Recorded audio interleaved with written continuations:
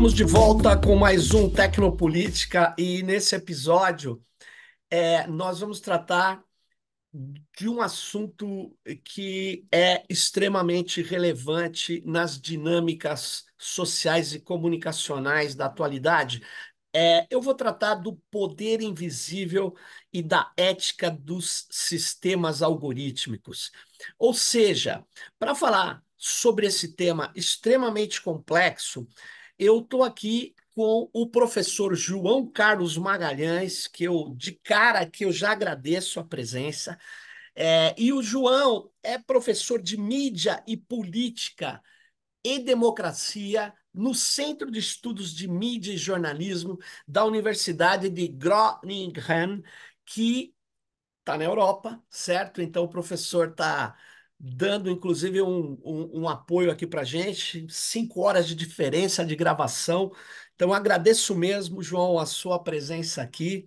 E o João já foi da London School of Economics, já lecionou ali, já foi do Instituto Humboldt em Berlim, né? E tem trabalhado, tem pesquisado a questão dos algoritmos. E mais recentemente, essa questão da moderação de conteúdo, a gente vai chegar lá, mas eu quero começar de cara assim a nossa conversa aqui, João, com a seguinte pergunta: cara, é possível algoritmos terem ética? Sérgio, obrigado pelo convite. Quando eu comecei meu PhD, essa era uma pergunta que ainda estava começando a ser feita, né? Quando eu estava fazendo meu PhD na LSE, na London School, eu logo de cara percebi que existia um problema, uma certa simplificação em como as pessoas entendiam essa ética. Então, você tinha um discurso muito forte vindo da indústria, e que ao longo do tempo, meio que por osmose, mas também por óbvios interesses, também foi adotado por governos em todo o mundo, não só na Europa, mas também nos Estados Unidos, e em certa medida no Brasil, de que se você mudasse os algoritmos, se você fizesse uma análise detalhada sobre, por exemplo, os vieses ou a maneira como as bases de dados são tratadas ou a maneira como o cálculo algorítmico é feito, você poderia chegar numa espécie de entendimento se aquele aquele sistema algorítmico vamos dizer, racista, ou se aquele sistema algorítmico hateful, né? Mais propenso ao ódio, etc, etc. E eu sentia na época também que essa era uma ideia que estava entrando na maneira como as pessoas comuns, quer dizer, a gente que não necessariamente estuda isso, ou regula, ou desenha esses sistemas, né? Então as pessoas começavam a usar adjetivos para falar de algoritmo. Ah, o algoritmo é isso, o algoritmo é aquilo. E a minha desconfiança em relação a isso é que eu senti logo de cara que tinha uma coisa faltando nisso. E o que estava faltando nisso, de maneira muito óbvia, eram as pessoas que usam os algoritmos.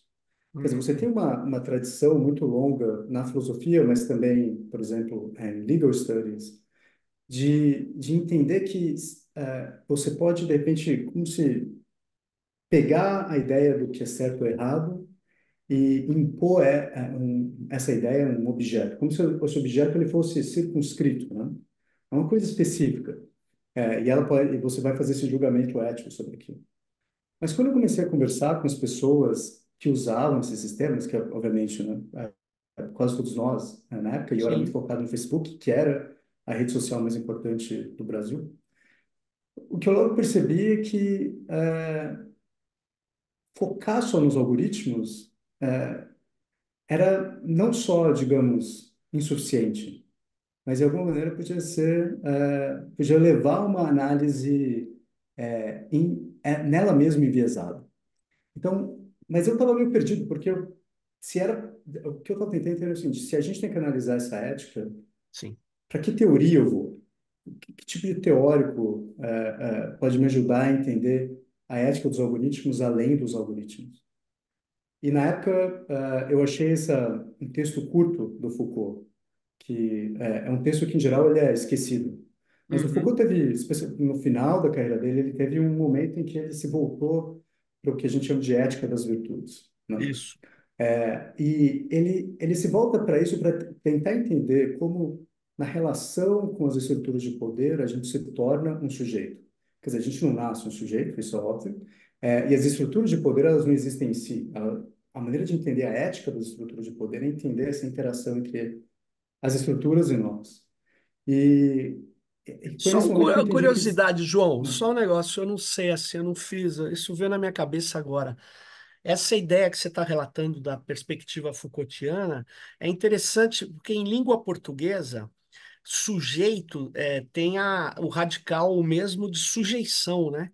E as pessoas, a sujeição ao poder ou aos poderes, né? Ela se forma Sim, como sujeito na relação, né? Ou na inter-relação com os poderes, né?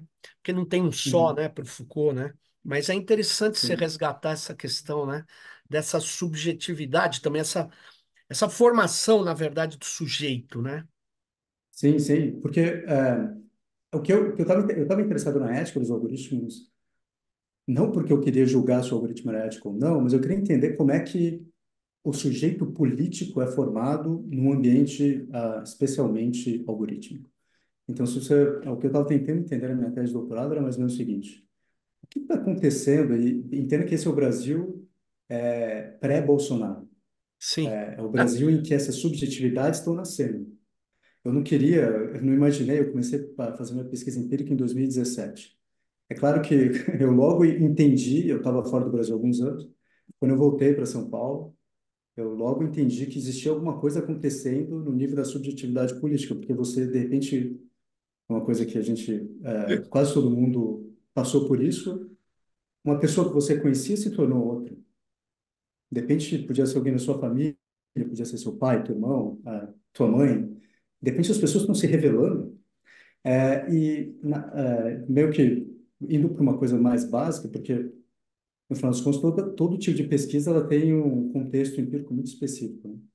Mas o que eu meio que entendi é o seguinte: o que estava acontecendo no Brasil na época, em certa maneira, ainda está acontecendo, mas de maneira menos acelerada, é um processo de politização. Quer dizer, a gente tem uma democracia relativamente nova, em que durante muitos anos a gente entendeu a democracia brasileira como uma democracia em que poucas pessoas participam, que existe um desinteresse geral, etc. Então, as redes sociais elas estão finalmente politizando as pessoas. E eu estava tentando entender o seguinte: ok, se essas pessoas estão se politizando, que é um processo intrinsecamente ético, ah, que tipo de politização é essa? Quer dizer, como é que as pessoas estão se politizando num ambiente, num espaço social que é essencialmente algoritmo? Então, é isso que a tese faz, quer dizer, e a minha ideia era ele tentar entender a ética, não, de novo, sob essa visão estreita da coisa em si, né? É aquela coisa assim, é impossível, na minha visão, entender a ética da tecnologia se você só olha para a tecnologia. A tecnologia em si ela não existe, ela só existe a partir do momento que a gente começa a usar ela. Então, respondendo a sua pergunta depois dessa tortuosa resposta, eu diria, não existe uma ética dos algoritmos. O que existe é uma ética desse sistema tecnosocial. Quer dizer, é um sistema que só existe a partir do momento que a gente desenha e usa ele. Interessante, né? Você está reforçando. Tem um paper, eu até tinha te comentado, tem um Hum, paper desse pessoal que discute soberania indígena de dados e tal.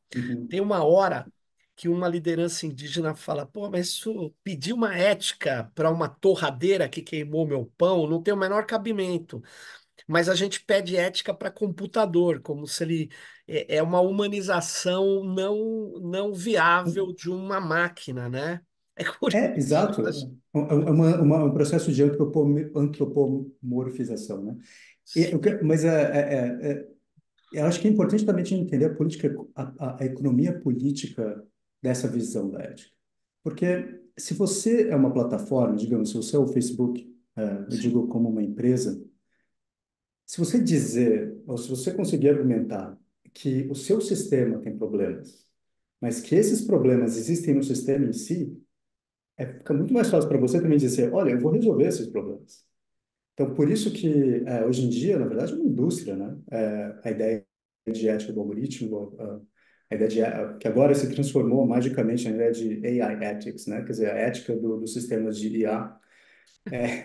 Mas é uma indústria porque ela, quando você simplifica esse sistema como sendo um sistema nele mesmo, você pode dizer, olha, existe uma coisa chamada viés, porque a base de dados é incompleta. Então, o que que eu vou fazer? Eu só preciso de ter mais dados, eu só preciso de ter dados mais completos, o que é fascinante do ponto de vista da indústria, porque essencialmente eles estão falando, me dê mais dados.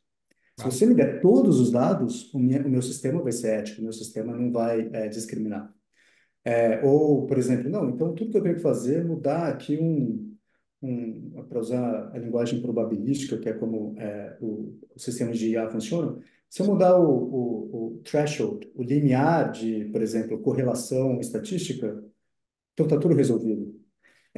E é interessante porque, para reforçar esse ponto da economia política da ética, isso não interessa só à indústria, isso também interessa aos governos. Claro. Porque o governo pode dizer, eu sei como resolver. É simples. E do ponto de vista do governo, por motivos que não são conspiratórios, nada, é só um motivo essencialmente político, ele tem que comunicar à população que ele está agindo, ele tem que comunicar à população que alguma coisa está sendo feita. Claro. Funciona maravilhas, porque ele pode fazer, olha, vamos obrigar o Facebook a mudar o algoritmo dele para não discriminar contra, por exemplo, populações indígenas. O que, do ponto de vista puramente, nessa visão estreita de que a ética pertence à coisa em si, à tecnologia, faz sentido, mas significa que os indígenas não vão ser discriminados, não vão se sentir discriminados nesse ambiente de maneira nenhuma, porque esse ambiente ele puxa atores que não pertencem a Claro. esse ambiente, a esse sistema intrinsecamente. Então as pessoas elas chegam a esse sistema com seus preconceitos, elas chegam a esses sistemas com uma visão não necessariamente ética, né? É verdade. Então, essa questão da economia política da ética dos algoritmos é uma coisa pouco discutida, e eu recomendo, se para quem está ouvindo, quer dizer, se você é Sim. interessado ou interessada nesse ponto, sob uma perspectiva crítica, eu acho que tem uma vasta área para É fazer uma área pesquisa. grande. É, É a política da ética, vamos colocar assim. mas antes de entrar nessa política da ética em si também, você sabe que o Beckerman Center, se eu não me engano, fez um estudo Uhum. de, foi publicado em 2020, talvez, ele fez um levantamento de 36, me parece, organizações que tinham grande relevância na discussão tecnológica, envolve inclusive as Big Techs, né? Que curiosamente todas as Big Techs, ou quase todas, têm um centro de ética, né? Curioso. Ah, Todo claro. mundo gosta de ética. E aí, É. e me chamou muito a atenção que eles faziam assim, eles estavam, o paper, agora eu não me lembro exatamente o nome, mas chamava Mapeando o Consenso sobre Ética e Inteligência Artificial. E me chamou muito a atenção que uma das coisas que estava presente em 97 ou 96% dos documentos desses institutos, dessas empresas sobre ética, um número quase 100%, todas diziam que tem que ter transparência e explicabilidade. E, Sim, curiosamente, é mais ou menos o que a gente fala, né? Antes de ser um crime, não roubar, não matar, é um primado ético de várias hum, culturas. Que acontece? As pessoas não roubam e não matam porque tem uma lei contra, porque elas têm uma moralidade, enfim. Você pode ir da sociologia do Durkheim à sociologia do Weber. Você vai explicar de maneiras diferentes, com visão, partindo de lugares diferentes, mas eu acho que todo mundo vai concordar que a maioria das pessoas tem essa perspectiva moral e também ética, né? Bom, no sim. caso da IA, 97, 96% diz que tem que ter transparência, e eu vou confessar a você, eu nunca vi um modelo de IA transparente em operação. Eu já vi o algoritmo que eles usam, porque são algoritmos estatísticos Mas o algoritmo em si não quer dizer nada, ele não foi Quer dizer, nada. treinado com a base de dados, não foi reajustado, não foi parametrizado. Então, eles não são transparentes, né? A questão é, imagine se a sociedade tivesse uma regra não roubar e todo mundo praticasse o oposto. Quer dizer, que ética é essa? Isso já não era uma ética, isso já era uma condição de vida, né?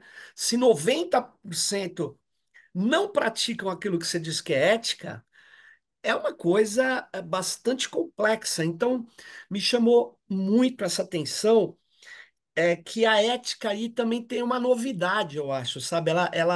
Dessas big techs, ela tem uma, uma perspectiva ficcional. Eu não sei ainda, Total. não Não, não, pensei exatamente. Hã? não, acho que você está totalmente certo. O que eu estava dizendo, assim, a gente ainda não. Porque a ética, ela começa, isso eu estou falando, por exemplo, né, se você pensa nessa pesquisa que eu estava fazendo, a gente volta para 2016, 2017. Esse mundo, ele gira muito rápido, ele se desenvolve muito rápido.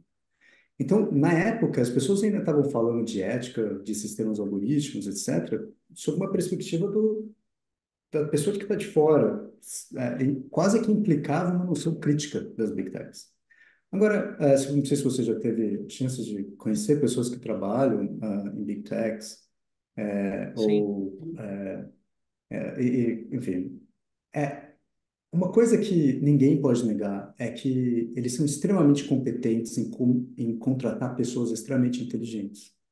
bom, E, de novo, eu tenho alergia a ideias conspiratórias, né? Não estou de maneira nenhuma com uma conspiração, mas é fascinante a capacidade dessas empresas de receber a crítica, transformar essa crítica não só em algo que eles podem controlar, mas de maneira muito comum em algo que eles podem vender. Então, impressionante. é impressionante, porque eles perceberam logo a ideia da ética era algo que, na verdade, era extremamente benéfica para eles. Então, por exemplo, tem uma discussão, alguns anos atrás, de alguns acadêmicos e acadêmicas americanas, que eles começaram a falar o seguinte: olha, os sistemas de reconhecimento facial da Microsoft, eles são racistas, porque esses sistemas, eles não reconhecem bem pessoas negras. E era verdade, isso era simplesmente uma verdade. Verdade. Então, como é que a Microsoft, que talvez seja uma das empresas mais sofisticadas dentre as Big Techs, como é que ela reagiu a isso? Em vez dela negar, ela falou, é verdade. E nós queremos melhorar os nossos sistemas. E como eu estava dizendo porque a mensagem deles foi clara, a única maneira de melhorar esses sistemas é a gente adquirir dados de pessoas que são negras. Então, assim, esse foi o primeiro movimento dos Big Techs. Quer dizer, eles colocaram todo o peso da ética dos algoritmos, ou que agora é exatamente a mesma coisa, mas eles chamam de ética da inteligência artificial. Eles colocaram todo o peso na ideia dos datasets, né, das bases de dados que são incompletas, que têm vieses, etc., etc., que também, esses vieses, eles são interessantes do ponto de vista político, esse discurso sobre viés, porque eles são mensuráveis. Você pode usar Ah, sistemas algorítmicos para mensurar os vieses algorítmicos, certo? Então, quer dizer, isso está tudo dentro de uma maneira de falar, de uma maneira de pensar o mundo que é típico dessas companhias. Então, o primeiro momento que eles viram o problema da ética foi dizer a solução para a ética é você nos dá mais poder, é você nos dá mais dados. E logo depois disso, eles transformaram isso não só num problema em si, mas num problema que eles poderiam vender a solução. Então, hoje em dia, por exemplo, tanto a Microsoft quanto a Amazon, eu não tenho certeza se a Meta faz isso também, mas eles têm produtos para mensurar vieses, para limpar a base de dados. Porque quando você pensa em sistemas de algoritmos, claro que a gente pensa nessas grandes companhias, mas hoje em dia você tem é um, todos os tipos de companhia usam esse sistema. Então, talvez claro. você vai chegar na Shell, que é obviamente uma mega companhia, e eles usam várias formas de sistemas algoritmos. Então, eles falam assim, bom, se existem vieses na minha base de dados, como é que eu limpo esses vieses? Vem aqui um executivo da Amazon te vender um produto, e eles vendem. Claro. Então, A a palavra maneira mágica, como João, a palavra mágica é monetização. Eles monetizam tudo. monetização, monetização. Mas é uma monetização, quer dizer, a gente que eu imagino que, sei que você também eu também, gente que vem, que tem um background progressista de esquerda, a gente sempre entendeu a monetização como algo exploratório. E Sim, não tenho dúvida, é extremamente exploratório. Mas a maneira como eles conseguem transformar a monetização em um serviço que, na verdade, beneficia a gente, você tem que tirar o chapéu, porque é muito inteligente, é muito sedutor. Então, eu acho que a questão da ética, de novo, existe um universo a ser pesquisado sobre a política da ética dos algoritmos que pouquíssimas pessoas fizeram. Aqui na Europa, um tempo atrás, alguns colegas em Amsterdã, eles lançaram um livro que é uma compilação de ensaios críticos sobre ética dos algoritmos. Você tem alguns papers aqui e ali, mas você não tem, ainda não se tornou um subcampo do que a gente chama de estudos críticos de algoritmos, estudos críticos de dataficação. Eu acho que aí tem interessante isso, né? uma avenida que vai ser explorada. Agora, deixa eu só pegar uma questão. Você, no seu, eu acho que foi no seu doutorado, me parece, na tese de doutorado, você tratou da questão que esse espaço público que se constrói ali dentro, Uhum. por exemplo, do Facebook, né, que é o construído pelas redes neurais, provavelmente, pela IA, chamada IA realmente existente Uhum. deles, né? Ele permite um autoritarismo que você chamou de bottom-up ou de baixo para cima. Me explica o É, que que é isso? Como que isso se relaciona com o que a gente está falando? total. Então, assim, vamos lembrar, a gente está falando dessa ideia de que se é para a gente estudar a ética dos algoritmos, a melhor maneira é estudar não os algoritmos em si, mas a conexão entre nós e os algoritmos. Quer dizer, Claro. o que passa primeiro por entender como a gente entende esses algoritmos. E uma das maiores surpresas que eu tive fazendo meu trabalho de campo era que, contra quase toda a pesquisa que existia na época, 100% das pessoas com quem eu conversei sabia que alguma coisa estava acontecendo. Quer dizer, eles conseguiam ver, claro que não de maneira totalmente transparente, mas eles conseguiam ver com uma capacidade que eu fiquei surpreso na época, como esses algoritmos funcionavam, né? Então, o que eu estava tentando entender nesse Brasil pré-Bolsonaro, em que as pessoas ainda não tinham entendido, ou ainda não existia uma consciência muito clara da catástrofe que a gente ia viver, como é que essas subjetividades políticas estavam emergindo nesse espaço algoritmo, né? O que significa você se tornar um cidadão político nesse espaço? E o que eu entendi na época, e aí mais ou menos isso que a tese explica, é que para entender isso você tem que primeiro relacionar, eu vou entrar aqui um ponto talvez um pouco mais teórico. Sim. Você tem que entender a relação entre visibilidade e reconhecimento. Uhum. Então, a teoria do reconhecimento, essa teoria que agora está um pouco fora de moda, eu acho, mas Ah, é. ela é originalmente Hegel, depois ela inspira o Marx, de certa maneira, mas eu uso muito Escola a de maneira Frankfurt como também, né? Honneth, né? Axel Honneth. exatamente, é isso que eu ia chegar no Honneth. Então, o Honneth foi chamado a terceira geração da escola de Frankfurt. Mas, assim, muita gente critica ele, porque ele é uma pessoa que ele não é necessariamente contra, por exemplo, a ideia do capitalismo, ele acredita que o capitalismo pode ser ético. Isso. Mas a grande contribuição do Honneth para a filosofia é a maneira como ele pegou essa teoria original do Hegel de reconhecimento e atualizou ela para refletir um pouco a maneira como a ciência, na verdade, confirmava e ainda confirma a importância do reconhecimento. Então, o reconhecimento é esse processo absolutamente banal e absolutamente central, por meio do qual as nossas ações, o que a gente diz, o que a gente faz, elas são reconhecidas por pessoas que nós reconhecemos. Então, por exemplo, Se eu sou seu estudante e eu submeto um trabalho para você e você fala, muito bem, João, você fez bem, eu olho para mim mesmo e falo, eu sou um bom aluno, eu sou uma pessoa inteligente. E essa, não sei se você é pai, eu sou pai, isso Sim. é quase que a totalidade da relação que a gente tem com os nossos filhos, né? Mas também é a relação que a gente tem com as pessoas que a gente ama, relacionamentos românticos, Claro. amizade. E o Honeff mostra, seguindo o Hegel, que isso também é a relação entre o Estado e o cidadão. O que eu falo na tese é uma coisa que é pouco explorada em relação na teoria do reconhecimento, é o seguinte, que para você ser reconhecido, você tem que ser feito visível. Eu não posso reconhecer o Sérgio Amadeu se eu nunca vi o Sérgio Amadeu. E é aí que os algoritmos entram. Né? Os algoritmos na rede social, a grande função deles é regular a maneira como as coisas são feitas visíveis. E eu digo visível mesmo para o meio dos olhos. Perfeito. Então, o que eu teorizei na tese é mais ou menos o seguinte: se eu quero ser reconhecido como todos os seres humanos querem, é quase como se fosse um. Eu sou um pouco cético em falar de natureza humana, mas se parece que tem uma coisa que é parte da natureza humana, é a vontade de ser reconhecido. Se eu preciso ser visto, e eu preciso ser reconhecido, e a estrutura externa a mim, que permite essa visibilidade, é um sistema algoritmo, significa que, ao lidar com o sistema algoritmo, eu vou também estar lidando com a ideia de reconhecimento.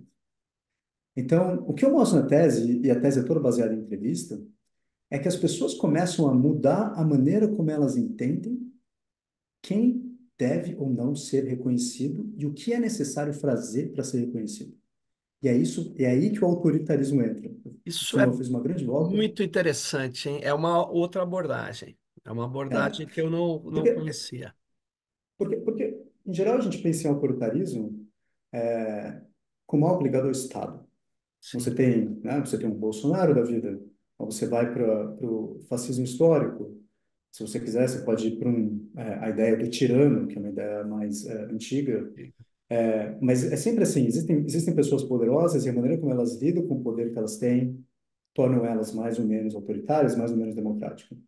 Mas do ponto de vista da teoria do reconhecimento, o autoritarismo tem a ver quando o reconhecimento é negado às pessoas de maneira que não é justificada. Então, por exemplo, e isso permite você levar a ideia do autoritarismo para muito além dessas estruturas formais de poder. Quer dizer, então não é só o Bolsonaro. O Bolsonaro é presidido dos bolsonaristas. E daí você vai, sem dúvida nenhuma, para a teoria crítica, para a ideia do Adorno da personalidade autoritária, ainda que eu não siga exatamente o que ele diz. Mas Claro. é só essa ideia de que a subjetividade pode ser autoritária. Na verdade, uma pessoa como o Bolsonaro só poderia emergir no mundo em que existia uma quantidade suficiente ou suficientemente poderosa de subjetividades autoritárias. Então, o que a tese demonstra é que esse mundo algorítmico, esse espaço público algorítmico, ele leva as pessoas a entenderem que a única maneira delas serem reconhecidas é se elas negarem o reconhecimento aos outros ou se elas negarem o reconhecimento a quem elas realmente são. É mais ou menos o seguinte: eu só posso me tornar visível, e isso, de novo, eu ouvi das pessoas, certo? Eu só posso me tornar visível se eu atacar as pessoas. Eu só posso me tornar visível se eu criar falsas controvérsias. Controvérsias, se eu agir de maneira que por exemplo, uma maneira odiosa, se eu usar discurso de ódio, se eu começar brigas no Facebook que não deveriam ter começado, etc. Quer dizer, esse é o primeiro passo, né? Quer dizer, de maneira para que eu possa ser visível, eu tenho que não reconhecer o outro, eu tenho que atacar a humanidade. Mas o outro Interessante. lado também fascinante é a maneira que as pessoas elas negam a própria humanidade. Então, o que eu ouvi de todos os entrevistados era assim: eu não quero ser assim, eu não quero ser essa pessoa. Eu tenho que me desrespeitar para me tornar visível. Então, é essa luta pela visibilidade, ou também, às vezes, a luta pela invisibilidade. Porque, de novo, as pessoas com quem eu conversei eram pessoas, vamos dizer, normais, né? Quer dizer, ninguém é exatamente normal, mas não eram políticos, não eram Aí você está pessoas dizendo não ligadas a movimentos políticos, né? sociais. Não Exatamente, atores, partidários, não pessoas, isso, engajados. exato. Pessoas fora das estruturas formais de poder, cidadãos comuns que estavam sendo politizados, que eram extremamente interessados em política naquele ambiente, mas que não se identificavam como essas pessoas. Então, isso é importante porque muitas delas conheceram e experimentaram esse poder algorítmico delas mesmas, se sentiram desrespeitadas, se sentiram culpadas, se sentiram aviltadas e falaram: eu não quero participar disso. Mas você vê como a resistência ao poder algorítmico é complicada, porque isso implicou uma espécie de despolitização delas. Quer dizer, a única maneira de resistir ao poder algoritmo é eu negar a possibilidade de ser um cidadão público, a possibilidade de ter minha voz ouvida, etc, etc. Então, quando eu terminei a tese, eu, honestamente, Sérgio, eu falei assim, não tem solução para isso. Esse sistema não pode ser consertado, porque, especialmente na época, era um sistema muito... essa é a história do Facebook original, né? A única coisa que importava era a interação. A única coisa que importava era o engajamento. E a qualidade do engajamento que importou para esse Facebook original, que ainda era o principal Facebook, ou a maneira como o Facebook funcionava na época, em 2016, 2017. Hoje em dia, a plataforma mudou e continua mudando. Parece que ela está tentando voltar, nesse exato momento, ao que eles eram no começo. Mas isso é importante dizer, porque quando eu terminei a tese, eu falei assim, não existe regulação possível nesse espaço. Não existe uma maneira de você transformar esse espaço num espaço realmente democrático. Porque as subjetividades que eu estava vendo emergir eram subjetividades autoritárias. E é Sim, importante dizer que nem toda, aliás, metade das pessoas que eu conversei eram pessoas de esquerda. E ainda que as pessoas de esquerda elas fossem mais preocupadas com o fato de, digamos assim, o custo moral da visibilidade, elas se engajavam nessa forma de auto desrespeito ou do desrespeito do outro. Então, é claro que historicamente, talvez filosoficamente, o autoritarismo ele é, como eu vejo pelo menos, de direita, porque eu vejo a esquerda essencialmente como sendo sobre democracia. sim, Mas não são só pessoas de direita que desenvolveram subjetividades autoritárias por causa desse sistema. Em certa medida, não toda medida, claro. porque ajuda um pouco a nuançar isso, mas em certa medida não é sobre ideologia, é sobre essa pulsão originária, talvez quase que inerente humana de buscar Reconhecimento. reconhecimento nesse Eu mundo. queria. Exato. Tem um amigo meu, um cara histórico na tecnologia do Brasil, o Demi Guettico. Ele cita uma Conheço. pessoa que eu não vou me lembrar agora, talvez você lembre. Ele fala assim: o Sérgio, tal pessoa disse assim: eu já vi alguém recusar dinheiro, eu já vi alguém recusar poder, mas eu nunca vi ninguém recusar reconhecimento. Absolutamente é. É, Algumas pessoas se sentem um pouco. é uma Algumas pessoas, boa claro. expressão, né? E é interessante também, porque a ideia. Eu sou fascinado pela ideia de reconhecimento, claro, mas se você vai para o Honeff ou para o Hegel, são teorias muito genéricas, né? Sim, Mas, então, às sim, vezes, falta um pouco de granularidade, porque a maneira como as pessoas entendem o que é reconhecimento varia, né? Então, por exemplo, talvez para algumas pessoas o reconhecimento é conseguir muito poder. Essa é a única maneira real de ser reconhecido. Para claro. outras pessoas, tudo que eles querem é 10 likes. Mas o que ninguém não quer é não ter reconhecimento. Quer dizer, aquela história de que toda vez que alguém fala alguma coisa, o pressuposto dessa ação de comunicação é a ideia de que você quer que a sua voz seja ouvida. Quer dizer, ninguém fala sem querer ser ouvido. Claro, no ambiente social, você pode falar consigo mesmo, né? Mas toda vez que você está no ambiente social e você performa a sua subjetividade, Sim. você espera que exista algum tipo de resposta, É, né? é o que Existe um... os romanos chamavam de glória. Isso. Você É, buscar. é, e tem aquela história, existe um motivo pelo qual talvez a pior tortura de todas seja a solidão. Quer Sim, dizer, a solitária é considerada talvez a pior tortura de todas, porque se você realmente acredita, se você é reconhecido pela sua causa, você suporta a dor, talvez. Você claro. talvez suporte, mas o isolamento social é talvez a coisa mais dolorida que Agora, o existe. João, é muito interessante. Agora, assim, eu vou problematizar, né? Trazendo até porque você trata da questão da política de moderação. Mas antes de entrar nisso, eu queria explorar um pouco o seguinte. É, essas plataformas, elas, assim, criaram métricas, né? Formas ou botões ou, ou, ou links que demonstram para você e para os outros esse reconhecimento. Então tem lá o Aham. like, tem lá, cara, depende da plataforma, seguidores. Sim. Nossa, eu não vou falar com esse cara, olha a quantidade de seguidor que ele tem, João. É menos de 10 mil, eu não vou nem me importar.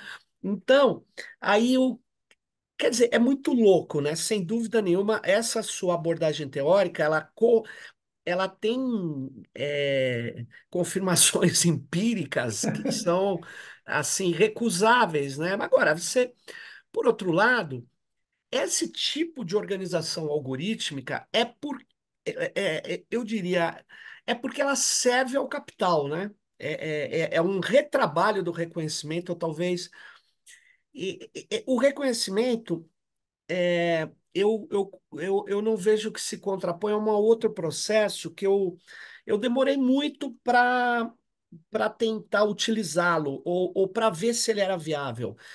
Porque ele era muito ligado à comunicação de massa, que vem da ideia do Guy Debord, que é da ultravisibilidade, da sociedade imagética, da passividade. A Uhum. passividade me incomodava, porque na internet, nas redes sociais online, a passividade não é bem igual a do cara que fica telespectador. Ele tem que se mover, ele tem que aderir, sim. O termo que as plataformas usam vem da esquerda até, né? Do engajamento, né? Engajamento, ó. Era um engajamento. Mas qual é a questão? Os algoritmos, eles privilegiam também o que podemos chamar de espetacularização. Tudo tem que ser espetacular, o que reforça essa ideia do reconhecimento, né? Que você disse, até mesmo gente de esquerda tem que usar um tipo de agressividade, de postura, que é a negação do outro, etc., para poder se destacar, né? Mas por que que ele tem que se destacar? Porque isso chama atenção, desperta curiosidade, isso coloca, na verdade, a ideia de, do privilégio do espetáculo para qualquer coisa é um elemento que me parece que é presente nessas redes e ele é mais importante do que durante muito tempo foi comum no Brasil falar, não, os algoritmos dessas redes privilegiam o extremismo. Eu não acho, porque eu não Não? vejo, empiricamente, assim, eu não vejo o PSTU no Brasil, sei lá, o grupo de ultra-esquerda, terem um enorme reconhecimento das pessoas. O que eu vejo é um garoto fazer um vídeo estrambólico que é muito ou engraçado, muito curioso, é uma coisa assim. Então, você acha que há uma, uma possibilidade, porque você acabou de dizer, né? Nessa estrutura aí não tem o que fazer de regulação. Mas se você tira o componente espetacular e se você tira a ênfase em métricas de reconhecimento, Uhum. você pode restabelecer uma comunicação de qualidade. Eu não estou dizendo que talvez isso não seja possível, não gere tanta monetização, óbvio, né, quanto eles obtêm, né? Então, seria meio inviável, né? É nesse sentido que você fala. Eu acho que o que eu estava tentando entender na época é porque esse ponto específico, o que seria possível fazer, eu estava tentando dialogar com as ideias que existiam na época. E as ideias que estavam na mesa dos reguladores, nenhuma delas realmente lidava com esse ponto que talvez para vários reguladores seja um detalhe, entendeu? Mas então existe uma relação entre espetacularização, eu acho que é um frame, eu acho que uma maneira muito legal de pensar sobre isso, porque o espetáculo, ele pode ser um espetáculo extremista, quer dizer, ele pode ser um espetáculo do horror, pode ser um espetáculo do xingamento, pode ser um espetáculo Pode. do ódio, mas ele também pode ser um espetáculo do riso. Aliás, se você, eu acho o TikTok um tipo de rede social muito diferente, porque eles é uma competição aberta. Então, realmente, quem consegue engajar mais leva no nível muito mais amplo. E quais são os conteúdos mais engajados do TikTok? Piadas. Yeah. Às vezes eu penso, parece que as pessoas mais velhas vão reconhecer o que eu vou falar. Parece que é um grande vídeo cacetadas com coisas estilo. Parece que, quer dizer, parece que aquele tipo de mídia que passava no domingo no Brasil às 3 da tarde se tornou o principal tipo de mídia no mundo, né? E, na verdade, os atores de extrema-direita, eles são muito hábeis nisso. Porque a verdade é que a extrema-direita, ela sempre foi caracterizada, obviamente, pela própria natureza do que significa ser de extrema-direita, por uma flexibilidade completa de objetivos, de normas. O que eles querem é ganhar o poder. Essa é a história do fascismo histórico, essa é a história do fascismo atual, Inclusive, etc. é irracional, né? A maior parte das vezes, né? É irracional, quer dizer, eles não são, eles são guiados pelo poder, né? De uma maneira bruta, clara, etc. E eles vão fazer o que for necessário para isso. Então, na verdade, atores extremistas, eles são muito melhores do que atores não extremistas em fazer um espetáculo que, como você está dizendo, pode não ser essencialmente extremista, ele pode ser simplesmente entretenimento, né? Então, a gente volta para essa, eu acho, adorei que você está falando do Guy Debord, porque você volta, na verdade, para essa tradição crítica de pensar a mídia que ela vem de décadas atrás. Quer dizer, de várias maneiras, a maneira como as plataformas funcionam não é dissociada dos problemas que a mídia de massa funciona. Os mesmos problemas que a gente apontava no jornalismo, a gente apontava em tabloides, etc. Eu acho que talvez a grande diferença, e aí eu penso muito nisso ainda, é como aquela lógica que antes a gente achava que estava de alguma maneira circunscrita aos jornalistas, aos profissionais de mídia, ela começa a entrar nas pessoas que antes elas não precisavam, elas podiam consumir esse produto e elas seriam de alguma maneira influenciadas por esse produto, mas elas não tinham que mudar a subjetividade delas, porque elas não estavam participando de uma competição pelo reconhecimento. Então, quando você fala em, em, na ideia do Guy Debord, de espetáculo, etc., o que eu também penso é na ideia neoliberal de competição. Porque Claro. essa é uma outra, essa é uma raiz absolutamente importante dessas grandes companhias, que as pessoas que inventaram essas empresas, porque na verdade é um grupo muito específico, relativamente pequeno de pessoas que inventaram esses sistemas, eles foram criados no ápice do neoliberalismo americano. Você pega alguém como talvez o nosso malvado predileto, o Mark Zuckerberg. Quer dizer, essa pessoa, ele é uma pessoa nascida no final dos anos 80 e que pega o Reaganism, pega o Bill Clinton e ele chega na universidade logo no momento pré-Obama. Quer dizer, nunca o neoliberalismo foi tão forte e nunca foi tão Claro. forte em um lugar específico do mundo do que os Estados Unidos no final dos anos 90 e início dos anos 2000.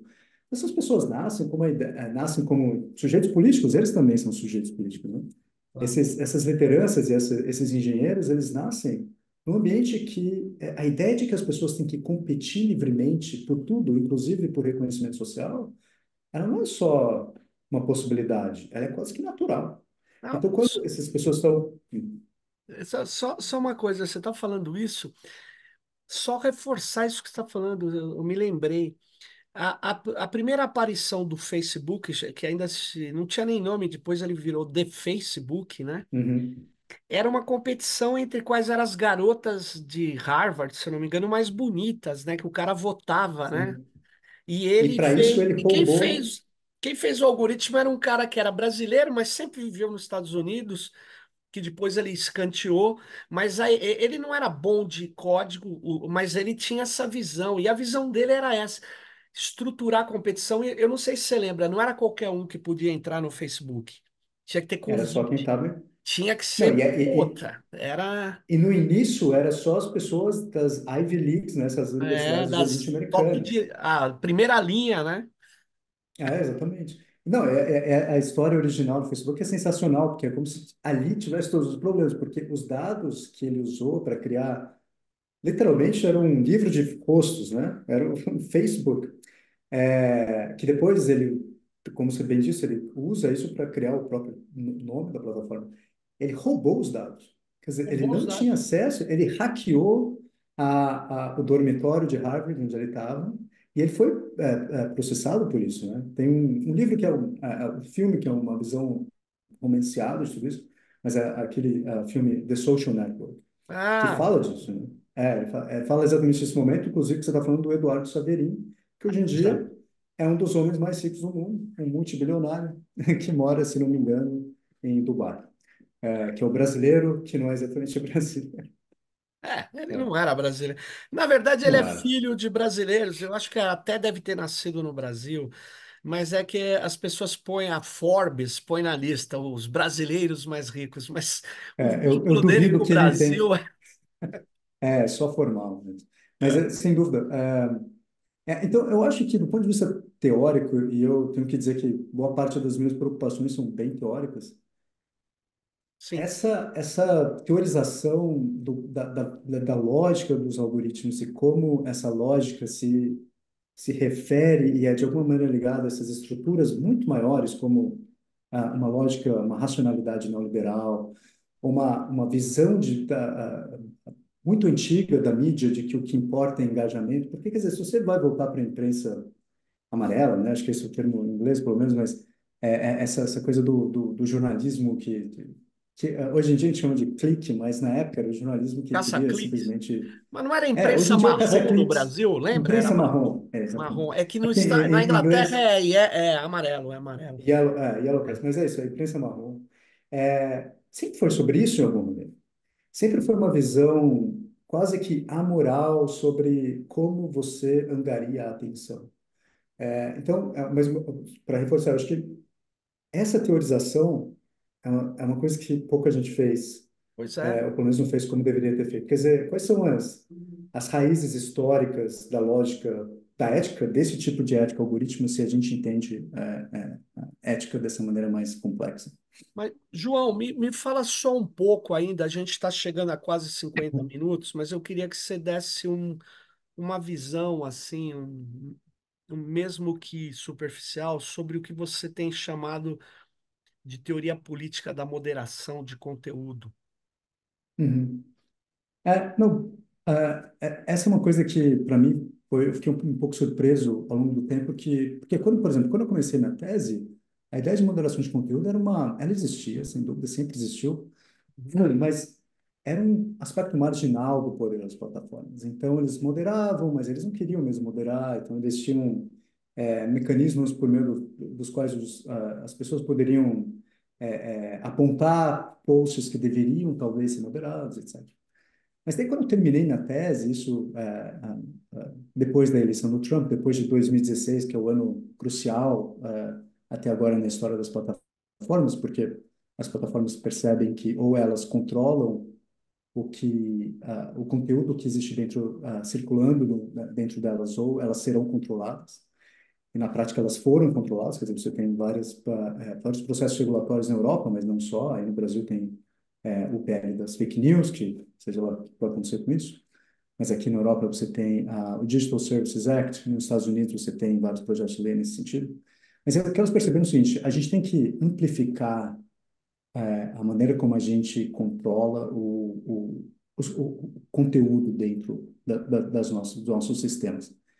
E essa decisão, que a gente não entende direito quando exatamente começou, possivelmente foi final de 2016, início de 2017, levou à criação do que eu chamo dos sistemas planetários de governança da liberdade de expressão. Então, hoje em dia, a moderação de conteúdo, eu menos, mas eu acho que muita gente quase que nem pensa sobre isso. Ou quando pensa sobre isso, pensa sobre lógicas talvez um pouco limitadas, né? Por exemplo, isso é censura. Daí vem um advogado ou um legal scholar e fala assim, não, não é censura, porque a lei permite que elas façam isso, né? Não é ilegal elas fazer isso. Ou, de novo, existe uma grande discussão sobre vieses. A plataforma tem um viés cultural, tem um viés político, porque elas são americanas ou talvez chinesas, ou ela tem mesmo um viés da base de dados, porque muito da moderação de conteúdo hoje é em si algorítmico, né?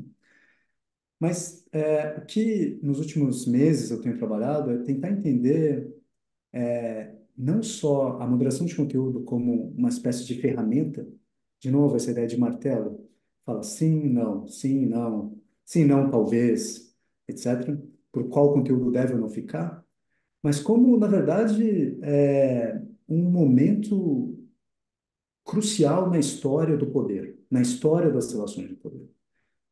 Nunca na história, toda frase que começa com essa expressão é problemática, mas nunca na história a gente teve esse tipo de macroestrutura de controle Nunca. da liberdade de expressão. Nunca, Desconheço. porque é aquela história, né? Dá um passo para trás, aquele proverbial passo para trás e tenta entender o que é a moderação de conteúdo. Você tem, primeiro de tudo, ela é centralizada de maneira que nenhum sistema nunca foi tão centralizado. Porque, literalmente, se uma pessoa, e isso aconteceu no caso do Twitter, X, ou X, recentemente, se uma pessoa ficou puta com uma coisa, ele pode falar, bloqueia isso. Para mim, um dos melhores momentos que demonstra o absurdo e a grande novidade da moderação de conteúdo foi alguns meses atrás, quando o Elon Musk decidiu que todos os usuários do X ou do Twitter iriam ver os posts dele mesmo. E isso aconteceu. Não sei se você lembra disso, aquele momento Eu que foi lembro. quase assim, eu falo que é o momento Luís XIV dele, né? É o momento que ele O fala, rei.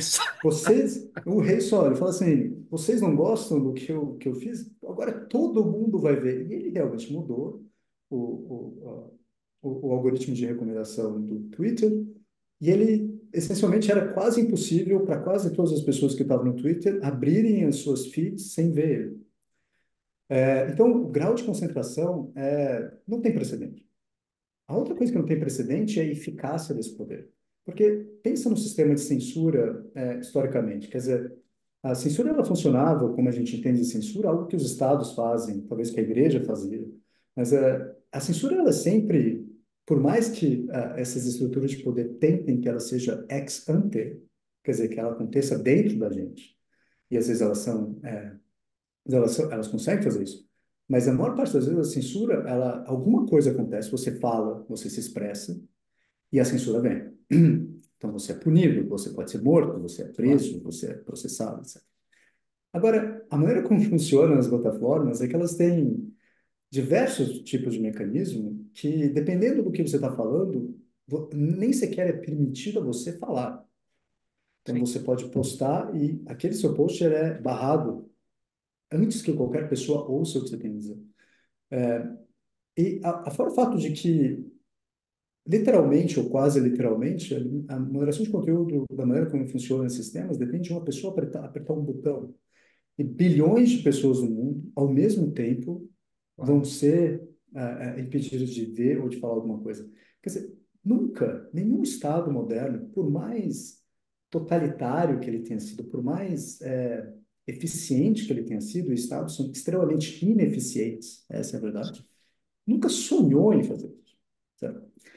Então, quando você vê a história da regulação da liberdade de expressão, não existe outra conclusão quando você pensa na moderação de conteúdo do que pensar como um turning point, como um Uma ponto virada. exato, alguma coisa histórica alguma coisa histórica está acontecendo. Então, o que que significa pensar numa teoria política da moderação de conteúdo? Então, se isso é uma coisa absurda, e eu acho que seja absurdo, não Perfeito. eu estou aqui tirando um pouco a parte normativa, não estou dizendo que, oh meu Deus, Claro. estou revoltado. Não, Simplesmente você fica atônito com a natureza dessa forma de poder. A eu, melhor maneira de entender isso é você voltar a categorias conceituais clássicas da teoria política. Então, o que eu estou tentando criar é uma teoria que a gente entenda, por exemplo, a questão da representação. Porque uma das coisas mais interessantes das plataformas é que, ainda que elas tenham esse poder unilateral de fazer tudo isso que a gente está falando, elas não podem fazer isso, certo? Porque se elas, e o Twitter, de novo, é o melhor exemplo, a partir do momento que o Elon Musk começou a agir dessa maneira monárquica, que é que eu chamo às vezes de a moderação de conteúdo monárquico, né? As pessoas foram embora. Você tem um êxodo gigante no Twitter. Isso, obviamente, cria enormes problemas financeiros para as plataformas. Então, as plataformas, a gente, em geral, não pensa nelas dessa maneira, mas elas estão sempre tentando adjudicar, tentando regular, tentando balancear diferentes interesses. Então, elas têm, obviamente, os próprios interesses, e esses, em geral, são os mais importantes, mas elas também têm que pensar no interesse do regulador, e elas têm que pensar como esse regulador vai agir. Ela também tem que claro. pensar no interesse dos, das pessoas que fazem propaganda, né, os marqueteiros, as empresas que anunciam nelas. Que é de Então, onde elas vem o funcionam dinheiro como, deles. que é de onde vem o dinheiro. Então, elas têm que, na verdade, pensar como instituições representativas. Mas é um tipo de representação que não tem nada a Interessante. ver com a democracia representativa, com a representação democrática, Não que elas tem. não são eleitas, a gente não participa desse processo. Então, é quase que fosse uma forma autoritária de pensar em representação. Mas eu também sou interessado, por exemplo, na questão da resistência, ó, outra categoria conceitual absolutamente central para a teoria política. Até que Claro. ponto a gente pode resistir à moderação? E até que ponto, ao resistir à moderação, a gente, na verdade, muda quem nós somos, né? Quer dizer, você volta para o que a gente estava falando antes. Quer dizer, então você vê pessoas tentando resistir à moderação, mas transformando completamente a maneira como elas se comunicam nas redes sociais. Então você tem uma propriedade produtiva da moderação. Então, é mais ou menos isso É que eu estou isso. tentando entender. Pô, muito legal. A- a- Mas termina, por favor. não, a ideia de plataformas como instituições políticas, não só como empresas. Interessante. É, porque elas se tornaram. Elas se tornaram por vários aspectos. Só pelo fato, João, delas terem, indubitavelmente, mais dados sobre um país do que o governo daquele país, é uma coisa, que não existia antes. Não existia. Tanto Não, é que a isso palavra estatística vem de Estado, né? é. Vem daquele que era o cara do Estado que tinha os dados, as informações. O Foucault mostra bem essa parte, e outros que estudaram, o Ian Hacking, enfim, Sim, o hacking é o cara é sobre o isso, né? cara. Então, mas, pô, legal. Bom, a gente continuar falando muito tempo, mas É nós certo. ultrapassamos 55 minutos aqui. Eu agradeço muito, João. Vou te devolver a palavra para você dar um recadinho final aí para o pessoal, para os nossos ouvintes, para as nossas ouvintes. E vamos lá, dê um alô aí. Ah, não, de novo, obrigado pelo convite. Eu também gostei muito da conversa. De novo, a gente podia continuar conversando aí durante 3, 4 horas. Eu acho que se tem uma coisa que eu gostaria de falar é que existe, e eu sinto isso cada vez mais, um, uma vontade de pesquisar essas empresas e a maneira como o poder delas funciona de maneira crítica. Mas é muito importante que a gente seja crítico em relação à própria crítica. Porque existe um grau absurdo de teoria crítica sobre dataficação em plataformas, que é uma crítica simplista, uma Perfeito. crítica determinista, uma crítica que não leva em consideração a complexidade de como o poder funciona. Então, quer dizer, se você é um estudante de PhD, mestrado, está ouvindo isso, eu diria, leia a crítica com um olhar crítico, porque se você não fizer isso, é muito difícil ter uma ideia original. Muito legal. Bom, João, obrigado de novo aí. E para todas e todos que estão nos ouvindo, fiquem ligados no próximo Tecnopolítica. Bye bye, gente.